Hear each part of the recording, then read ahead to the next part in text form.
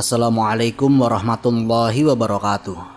Sahabat baca cerita yang dirahmati Allah, tahukah Anda bahwa Madinah yang hari ini begitu megah suatu saat akan ditinggalkan oleh manusia? Rasulullah Shallallahu Alaihi Wasallam telah mengabarkan bahwa akan datang masa ketika kota suci ini hanya dihuni binatang dan makhluk liar. Bagaimana mungkin kota yang begitu dicintai kaum muslimin berakhir dalam kesunyian? Inilah kabar Rasulullah Shallallahu Alaihi Wasallam tentang Madinah di akhir zaman. Bagaimana kisahnya? Simak kisah ini sampai akhir. Bismillah, mari kita mulai ceritanya.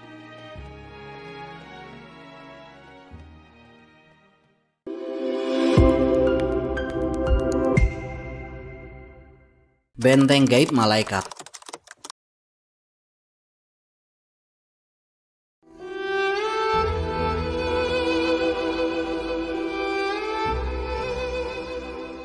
Bayangkan suasana saat fitnah terbesar yang pernah menimpa manusia terjadi. Manusia berlarian mencari tempat aman. Banyak yang kehilangan pegangan, banyak yang tertipu. Saat itu muncul sosok yang sejak dahulu diperingatkan oleh para nabi, yaitu Dajjal. Rasulullah Shallallahu Alaihi Wasallam tidak hanya mengabarkan tentang bahaya fitnahnya, beliau juga menjelaskan ada tempat yang Allah beri perlindungan khusus. Di antara tempat itu adalah Madinah. Dalam hadis sahih, Rasulullah Shallallahu Alaihi Wasallam bersabda bahwa Dajjal tidak akan bisa memasuki Madinah. Di setiap jalan menuju kota itu terdapat malaikat yang menjaganya. Ketika manusia mendengar berita seperti ini, jangan dibayangkan sebagai penjagaan biasa. Ini bukan benteng batu, bukan pasukan manusia, dan bukan tembok tinggi yang dibuat penduduknya. Ini adalah penjagaan yang Allah telah tetapkan. Rasulullah Shallallahu Alaihi Wasallam bersabda, di setiap jalan masuk Madinah terdapat malaikat. Taun dan Dajjal tidak akan memasukinya. Diriwayatkan dalam Sahih Bukhari dan Sahih Muslim. Di riwayat lain Rasulullah menjelaskan bahwa Dajjal akan datang mendekati Madinah. Ia tidak bisa masuk begitu saja. Ia akan berhenti di salah satu tempat dekat Madinah. Bayangkan keadaan saat itu. Dajjal melihat kota yang dahulu menjadi tempat hijrah Rasulullah, kota yang menjadi tempat turunnya wahyu selama bertahun-tahun, kota yang menyimpan Masjid Nabawi dan makam Rasulullah Shallallahu Alaihi Wasallam. Tetapi ada batas yang tidak bisa ia lewati, bukan karena pintunya tertutup, bukan karena ada pasukan yang menghalanginya, bukan karena manusia berkumpul mengangkat senjata. Allah menghalanginya. Para malaikat menjaga jalan-jalan menuju kota itu. Dalam sebagian riwayat disebutkan bahwa para malaikat menjaga Madinah dalam barisan-barisan. Yang jelas dari hadis-hadis sahih, penjagaan itu benar adanya. Karena itu, jangan menambahkan gambaran yang tidak ditegaskan dalam riwayat sahih. Dajjal mampu menipu manusia dengan perkara besar. Ia bisa membuat banyak orang bingung. Fitnahnya begitu berat sampai Rasulullah berkali-kali mengingatkan para sahabat tentang dirinya. Namun, ada satu kenyataan yang menunjukkan kemuliaan Madinah, yaitu Dajjal dapat mendatangi banyak negeri, tetapi ia tidak dapat memasuki Madinah. Akan tetapi, perlindungan besar ini bukan berarti semua orang akan tetap bertahan di dalamnya. Justru setelah itu, akan terjadi peristiwa lain yang jauh lebih mengejutkan. Madinah yang dijaga sedemikian rupa akan mengalami guncangan yang memisahkan manusia berdasarkan keadaan iman mereka. Kabar tentang Istana Putih Muhammad. Hari ini, ketika seseorang memasuki pelataran Masjid Nabawi, yang pertama kali terlihat adalah luasnya bangunan, deretan payung raksasa, lantai marmer yang membentang, dan cahaya bangunan yang memantulkan warna putih dari berbagai sisi. Jutaan manusia datang dari berbagai negeri. Siang dan malam hampir tidak pernah benar-benar sepi. Namun jauh sebelum semua perluasan ini ada, Rasulullah Shallallahu Alaihi Wasallam telah menyampaikan satu kabar yang menarik perhatian para ulama ketika membahas peristiwa Dajjal. Dalam hadis sahih disebutkan bahwa ketika Dajjal mendekati Madinah, ia berhenti di daerah tanah bergaram dekat kota itu. Lalu ia memandang ke arah Madinah dan berkata, "Itu adalah Istana Putih Ahmad." Diriwayatkan dalam Sahih Muslim. Perhatikan keadaan saat sabda itu diucapkan. Ketika Rasulullah Shallallahu Alaihi Wasallam hidup, Madinah belum seperti sekarang. Belum ada perluasan besar, belum ada bangunan tinggi, belum ada pelataran luas yang dipenuhi marmer putih. Masjid Nabawi saat itu sederhana. Dindingnya dibangun dari bahan yang tersedia saat itu. Tiangnya dari batang kurma dan atapnya pun sederhana. Bayangkan jika seorang sahabat mendengar ucapan itu pada masa tersebut, mungkin akan muncul pertanyaan dalam hati mereka. Istana Putih, bangunan yang mana? Karena yang mereka lihat saat itu bukan bangunan megah seperti yang dibayangkan manusia sekarang. Namun Rasulullah Shallallahu Alaihi Wasallam tidak sedang berbicara dengan dugaan. Beliau menyampaikan apa yang Allah kabarkan kepada beliau. Di sini perlu hati-hati dalam memahami hadis. Tidak tepat memastikan bahwa seluruh bangunan dan perluasan Masjid Nabawi yang kita lihat hari ini adalah penggenapan pasti dari hadis tersebut. Hadis tidak menjelaskan rinciannya seperti itu. Yang lebih tepat adalah mengatakan bahwa banyak orang ketika melihat kemegahan Masjid Nabawi hari ini teringat pada sabda Rasulullah tentang Istana Putih Ahmad. Sebab bangunan yang dahulu sederhana kini terlihat sangat luas dan bercahaya. Tetapi inti hadis bukan semata-mata soal bangunan. Perhatikan konteksnya. Saat Dajjal melihat Madinah, ia tidak berkata dengan tenang. Ia sedang berdiri di luar kota yang tidak dapat ia masuki. Kota itu berada di hadapannya, tetapi ada batas yang tidak bisa ia lewati. Seolah-olah ia melihat sesuatu yang dekat di mata, tetapi jauh untuk dicapai. Di depan Dajjal ada Madinah. Di hadapannya ada kota Rasulullah, tetapi langkahnya berhenti di sana. Dan setelah itu akan terjadi sesuatu yang lebih besar lagi. Karena meskipun Dajjal tidak dapat memasuki Madinah, guncangan besar akan terjadi di kota tersebut. Guncangan yang akan memisahkan manusia bukan berdasarkan keturunan atau kedudukan, tetapi berdasarkan keadaan iman mereka. 3 guncangan penyaringan. Dajjal tidak dapat memasuki Madinah. Jalan-jalannya dijaga oleh malaikat. Kota itu berada dalam perlindungan yang Allah telah tetapkan. Tetapi jangan dibayangkan bahwa setelah itu semuanya menjadi tenang. Justru setelah Dajjal sampai di dekat Madinah, akan terjadi peristiwa besar di dalam kota tersebut. Rasulullah Shallallahu Alaihi Wasallam mengabarkan, Madinah pada hari itu mengalami 3 guncangan. Lalu Allah mengeluarkan setiap orang kafir dan munafik darinya.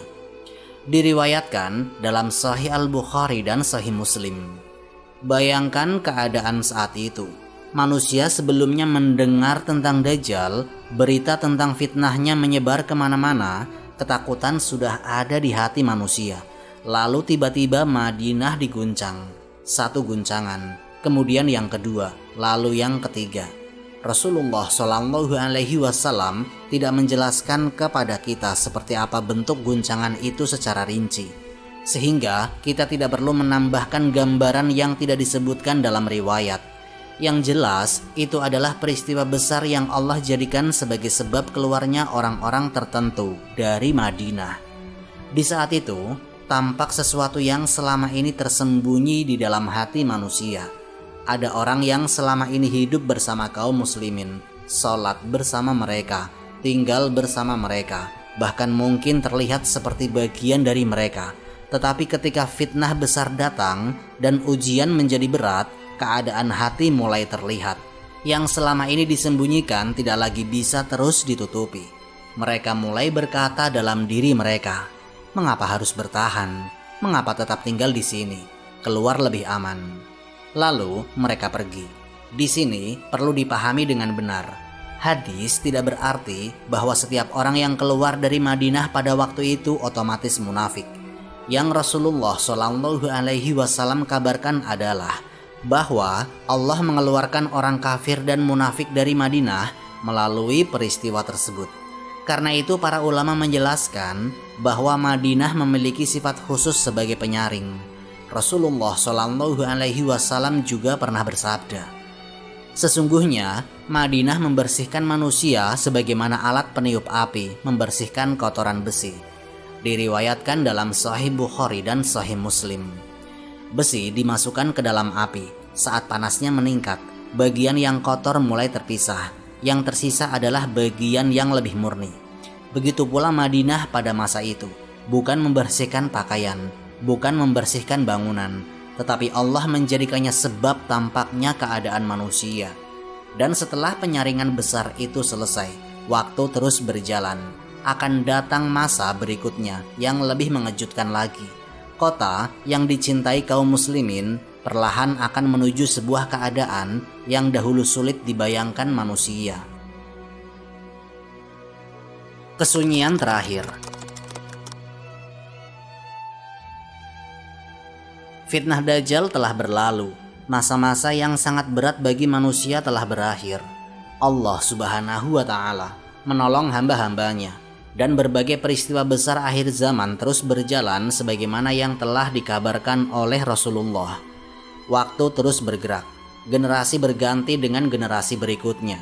Manusia kembali sibuk dengan kehidupan mereka. Mereka bekerja, membangun, berpindah tempat, dan mencari apa yang menurut mereka lebih baik bagi kehidupan dunia mereka.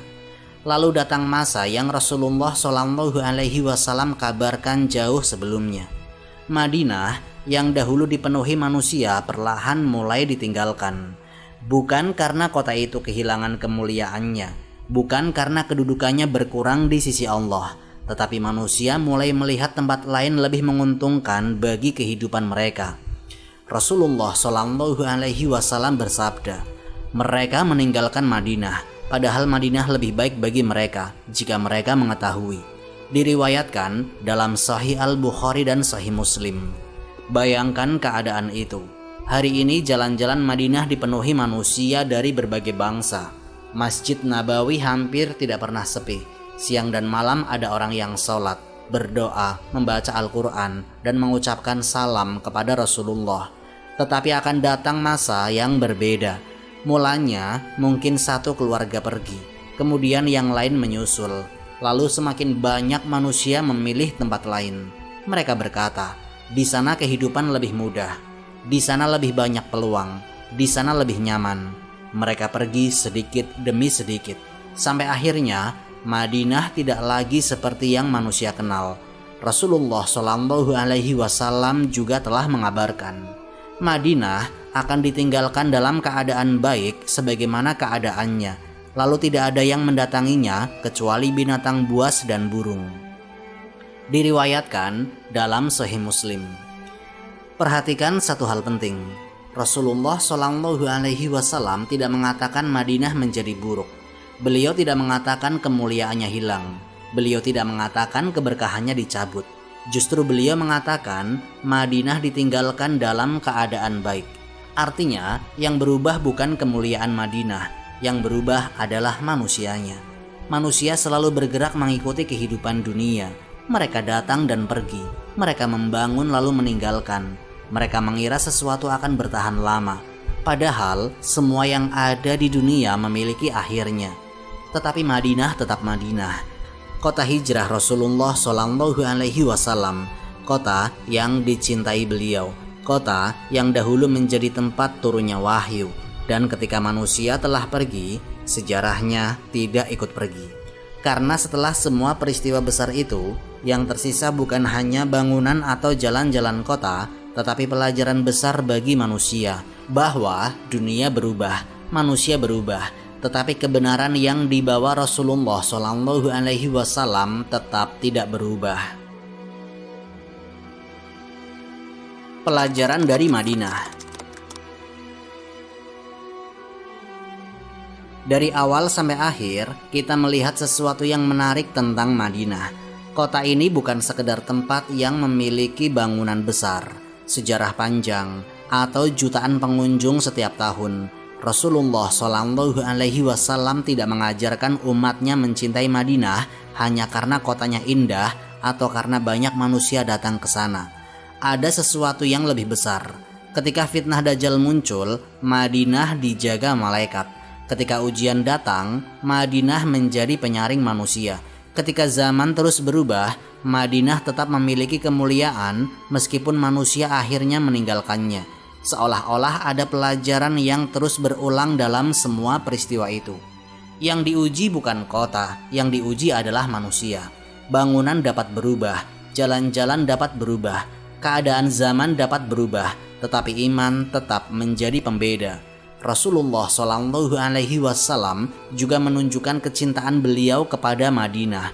Dalam hadis sahih beliau berdoa, "Ya Allah, jadikanlah Madinah dicintai oleh kami sebagaimana kecintaan kami kepada Mekah atau bahkan lebih." Diriwayatkan dalam Sahih Al-Bukhari dan Sahih Muslim. Perhatikan doa beliau. Rasulullah Shallallahu Alaihi Wasallam tidak mengajarkan umatnya sekedar mengenal Madinah. Beliau mengajarkan untuk mencintainya, karena Madinah adalah kota hijrah beliau, tempat para sahabat berjuang, tempat banyak ayat turun, dan tempat umat Islam tumbuh hingga menyebar ke berbagai penjuru dunia. Hari ini mungkin banyak di antara kita yang belum pernah melihat Madinah secara langsung. Mungkin ada yang baru melihatnya dari layar ponsel. Mungkin ada yang baru mendengar kisah-kisahnya, dan mungkin ada yang diam-diam berdoa, "Ya Allah, izinkan aku melihat Madinah walau sekali dalam hidupku."